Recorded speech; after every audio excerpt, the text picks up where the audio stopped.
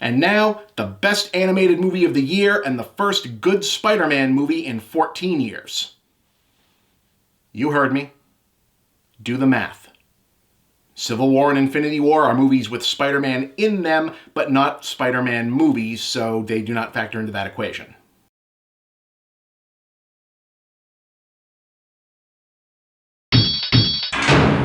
Well, how do you like that? Sony Pictures has been banging their head against a wall for almost 10 years trying to figure out how to make their own answer to the industry-dominating Marvel Cinematic Universe out of the fact that they still own exactly one very valuable piece of the Marvel cosmology in Spider-Man. In pursuit of this goal, they managed to mangle Sam Raimi's Spider-Man 3, blow up Spider-Man 4 entirely, produce two of the worst films of the early 2000s, very likely doing permanent irreparable damage to the career of Andrew Garfield, finally begged Marvel for an official helping hand and still only managed the barely average Homecoming, and greenlit a slew of terrible-sounding spin-offs, thus far including the embarrassing Venom, which most of you apparently went to see, so now I've got to watch at least one more of those. Thank you for that. But it turns out it's all been worth it, because by the same principle that 1,000 monkeys working at 1,000 typewriters will eventually write the great American novel, Sony Pictures' Amy Pascal, Avi Arad's maybe this will work shit-flinging approach to the Spider-Man license has finally landed on a good idea.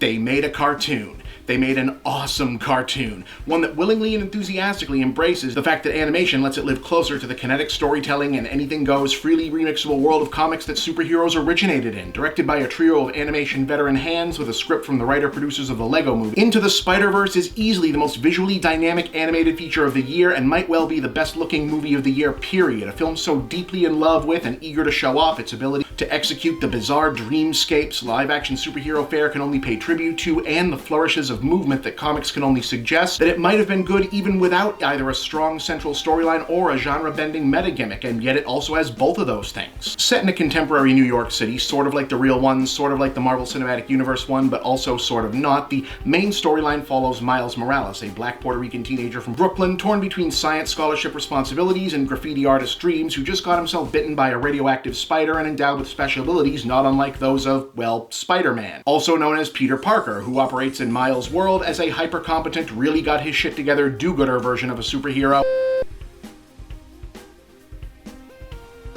the Kingpin, as the infamous supervillain is attempting to activate a strange interdimensional machine for unknown purposes that's somehow connected to Miles' newfound Spider-Man powers and may or may not be capable of destroying the city and maybe reality itself. In attempting to investigate this matter and the extent of his strange new abilities and somehow stop the Kingpin, presumably, Miles discovers the film's main conceit, that the device has also inadvertently pulled 5 other alternate universe versions of Spider-Man out of their timelines and into his, a gone-to-seed, out-of-shape, middle-aged version of Peter Parker, a Spider-Woman from a universe where Gwen Stacy got the special spider bite instead, a Japanese teenager who pilots a sentient spider-mech, a hard-bitten 1930s noir detective voiced by Nicolas Cage, and a cartoon pig, Peter Porker, the spectacular Spider-Ham. All of whom must team up, work together, help Miles master his new powers, and stop the Kingpin from reactivating the device and ultimately return to their own worlds before the universe is undone completely. Now that's the kind of thing that sounds like it could either be naked, obnoxious fan service or even more naked, obnoxious product placement, or both, i.e. let's pander to the fans with obscure references and make a bunch of new action figures, and to be clear, it is both of those things, at least on one level. As in the Lego movies, Lord and Miller aren't particularly concerned with pretending that a fundamentally commercial product isn't fundamentally commercial, and opting instead for the do a good job and it won't matter approach, which is ably assisted by the 3 capable directors handling the film. The main through line is all about Miles, the older Peter, and Gwen, whose dynamic would fit together fine and make sense even without the dimension-hopping conceit, and while the others are able to function as outsized comic relief with their more bizarre personalities and added visual flair through the masterstroke of rendering them in contrasting mix of animation styles, whereas Miles, Peter, and Gwen and their homeworld are already rendered in strikingly gorgeous mix of 2D and 3D animation that looks like modern comic book illustrations in motion and snaps into full-on extreme pop art retro comic strip color explosion when the action gets especially frantic. Penny Parker and her robot have beamed in from an anime dimension. Spider-Man Noir looks and moves like an inky black and white shadow right out of Sin City, and Spider-Ham is a literal cartoon funny animal with all the powers and affects that would entail.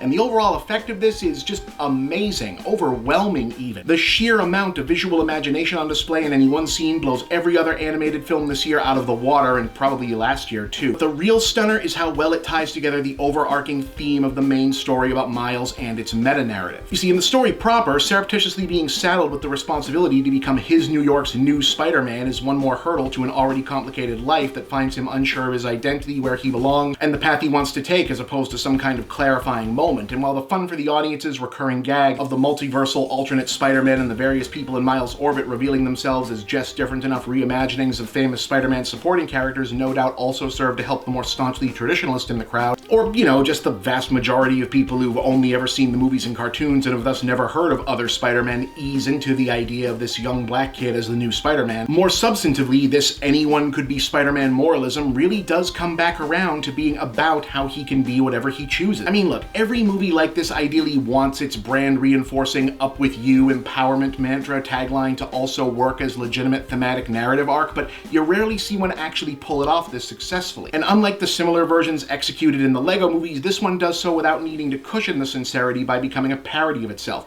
Into the Spider-Verse may be animated and funny in spots, but it's not a comedy, even as it is easily one of the most out there Marvel-adjacent movies, apart from maybe Doctor Strange. But it's as good as it is because at the center of the big multiversal story and the visual spectacle is a very strong, real, relatable story about a kid trying to figure out who he is and what he's supposed to be, made up of richly drawn, well-written, well-performed characters. Miles and Gwen especially are as instantly iconic comics-to-screen leaps as Tobey Maguire and Sam Raimi's Spider-Man, or even Christopher Reeve as Superman. I hope Marvel is prepared for how enthusiastically people will be demanding them to show up in the MCU proper very soon. The other Spiders are all charming in their own ways. It feels like asking for trouble, but it also feels tempting to say that Cage could probably carry a Spider-Man noir movie on his own. And the non-Spider supporting cast, most of whose identities would be spoilers, so we'll save that for later, are great as well. Look, I'm aware I'm putting a lot of my serious movie critic points on the line by saying that an animated superhero movie with the Avengers, but they're all Spider-Man as part of its premise, is both an affecting, heartfelt character piece, a high achievement in visual artistry, and singularly great film, but Spider-Man Into the Spider-Verse really is.